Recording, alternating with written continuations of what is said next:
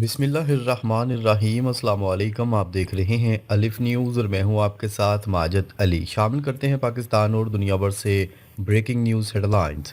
بنگلہ دیش میں انتخابات کی تاریخ کا اعلان کر دیا گیا۔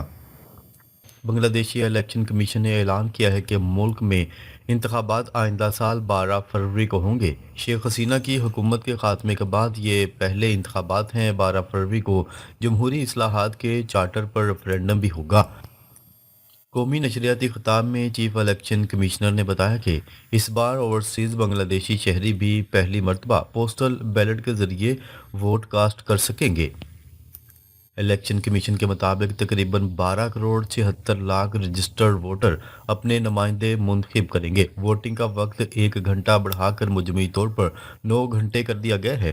عبوری حکومت کے سربراہ ڈاکٹر محمد یونس نے اس اعلان کو ملک کی جمہوری تاریخ کا اہم سنگ میل قرار دیتے ہوئے کہا کہ 2024 کی تاریخی بغاوت کے بعد یہ انتخاب بنگلہ دیش کے نئے سفر کی بنیاد ثابت ہوگا۔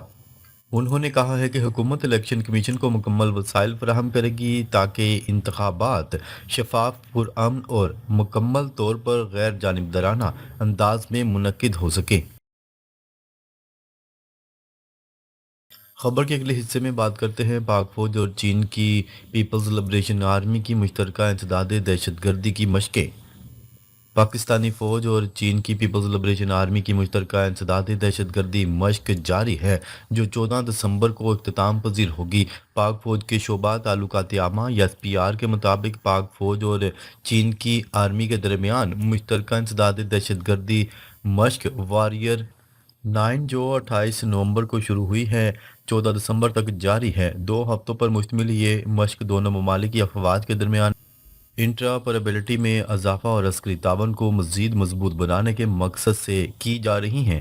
چین کے سفیر نے تقریب میں بطور مہمان خصوصی شرکت کی۔ چین کے دیگر سینئر عسکری حکام بھی ان کے ہمراہ تھے۔ پاک فوج کے چیف آف جنرل اسٹاف نے بطور مہمان اعزاز تقریب میں شرکت کی۔ آئی ایس پی آر نے بتایا کہ تقریب کے دوران مہمانوں کو مشق کے مقاصد، دائرہ کار اور مختلف مراحل سے متعلق بریفنگ دی گئی۔ بعد ازاں شرکاء نے دونوں ممالک کی افواج کی جانب سے پیش کیے گئے مختلف انسداد دہشت گردی ڈرلز کا مشاہدہ کیا۔ خبر کے اگلے حصے میں بات کرتے ہیں چین کے دیو ہیکل ڈرون کیریئر جیو تیان نے اپنی پہلی آزمائشی پرواز مکمل کر لی۔ چین کے بڑے فضائی ڈرون کیریئر جیو تیان نے اپنی پہلی آزمائشی تیار مکمل کر لی ہے، جسے چین کی پیپلز لبریشن آرمی ڈرون سوار صلاحیت میں نمایاں پیش رفت قرار دیا جا رہا ہے۔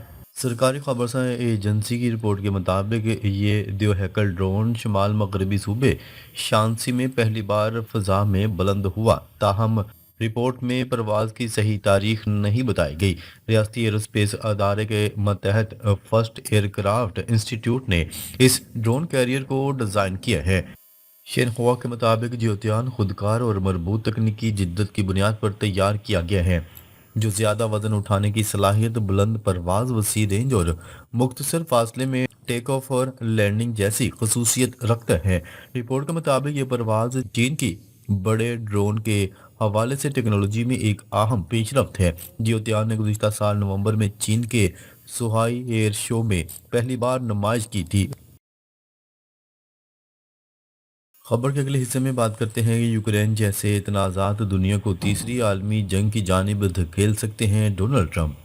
امریکی صدر ڈونلڈ ٹرمپ نے خبردار کیا ہے کہ یوکرین جیسے مسلح تنازعات دنیا کو تیسری عالمی جنگ کی جانب دھکیل سکتے ہیں۔ وائٹ ہاؤس میں صحافیوں سے گفتگو کرتے ہوئے ڈونلڈ ٹرمپ نے کہا کہ اگر یوکرین اور روس کے درمیان جنگ بندی کے امکانات روشن ہوئے تو یوکرین اپنا نمائندہ مذاکرات کے لیے بھیج سکتا ہے۔ ڈونلڈ ٹرمپ نے امریکی امن معاہدے کا حوالہ دیتے ہوئے دعویٰ کیا کہ یوکرین کے عوام صدر ولادیمیر زیلنسکی کے علاوہ اس معاہدے کے تصور کو پسند کرتے ہیں۔ انہوں نے بتایا ہے کہ موجودہ امن معاہدے میں 4 سے 5 اہم حصے شامل ہیں، جو زمین کی تقسیم کے باعث پیچیدہ بھی ہیں۔ دوسری جانب یوکرینی صدر نے انکشاف کیا ہے کہ امریکہ نے ڈونباس میں آزاد اقتصادی زون بنانے کی تجویز دی ہے، جبکہ روس بھی ڈونباس پر مکمل کنٹرول چاہتا ہے۔ زیلنسکی نے واضح کیا ہے کہ یوکرین ایسا ہونے نہیں دے گا۔ خبر کے اگلے حصے میں بات کرتے ہیں امریکہ نے وینزویلا کے مزید 6 تیل بردار جہازوں پر پابندیاں عائد کر دیں۔ अमेरिका और वेनेजुएला के दरमियान कशीदगी नई हदों को छूने लगी। वाशिंगटन ने वेनेजुएला के साहिल से ऑयल टैंकर कब्जे में लेने के एक ही दिन बाद मजीद 6 जहाज़ों पर सख्त पाबंदियां आयद कर दी। अमेरिकी सदर डोनाल्ड ट्रंप के व्हाइट हाउस में वापसी के बाद वेनेजुएला के खिलाफ ये अब तक की सबसे जारहाना कार्रवाई करार दी जा रही है।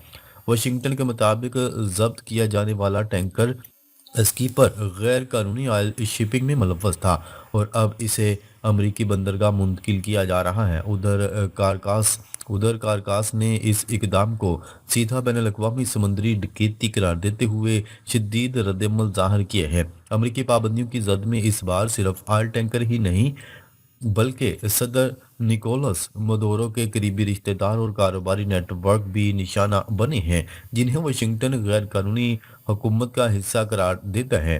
ये इकदाम ऐसे वक्त पर सामने आया जब अमरीकी जंगी बहरी जहाज पहले ही खित्ते में सरगर्म हैं और मंशियात बरदार कश्तियों पर मुतअद्दिद हमले किए जा चुके हैं, जिनमें दर्जनों हलाकतें भी हुई।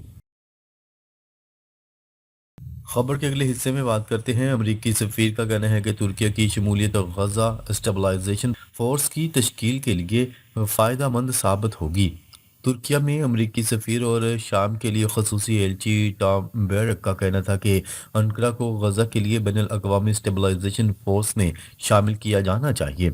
यरूशलेम पोस्ट की वाशिंगटन कॉन्फ्रेंस में किए गए तबसरों के मुताबिक, जिसे इसराइली सहाफ़ी ने एक्स पर पोस्ट किया था, टॉम बैरक का कहना था कि तुर्की की शराकत आईएसएफ को मजीद मजबूत करेगी, जो जंगबंदी के मंसूबे का हिस्सा है। टॉम बैरक का कहना था कि हमारी तजवीज़ ये थी कि चूँकि तुर्कों के पास खित्ते में सबसे बड़ा और सबसे ज़्यादा मौसर ज़मीनी ऑपरेशन है और चूँकि इनकी हमास के साथ बातचीत भी है, इसलिए शायद ये दर्जा हरारत को ठंडा करने की कुव्वत के हिस्से के तौर पर फ़ायदेमंद हो। आईएसएफ में तुर्की की शमूलियत को इसराइल ने तवील अरसे से मुस्तरद कर दिया है।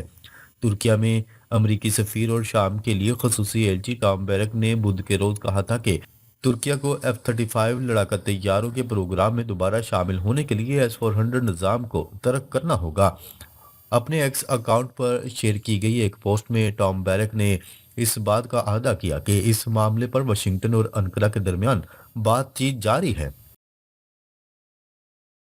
खबर के अगले हिस्से में बात करते हैं। हमास ने 7 अक्टूबर 2023 के हमले से मुतल्लिक एमनेस्टी इंटरनेशनल की रिपोर्ट मुस्तरद कर दी। अरब मीडिया की रिपोर्ट के मुताबिक हमास ने एमनेस्टी इंटरनेशनल की रिपोर्ट को गलत और गैर पेशा वराना करार दे दिया।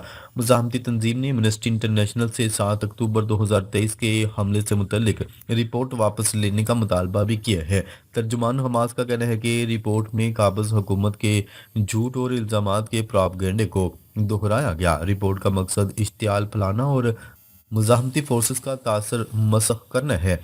ख्याल है कि एमनेस्टी इंटरनेशनल की जानिब से जारी करदा रिपोर्ट में 7 अक्टूबर 2023 के हमले से मुतल्लिक हमास पर इंसानियत के खिलाफ जराइम का इल्ज़ाम लगाया गया है। खबर के अगले हिस्से में बात करते हैं। चीनी वज़ीर ख़ारजा आज मुत्तहिदा अरब अमारात, सऊदी अरब और उर्दन का दौरा करेंगे। चीन के वज़ीर ख़ारजा आज यूएई, सऊदीया और उर्दन का दौरा करने जा रही हैं।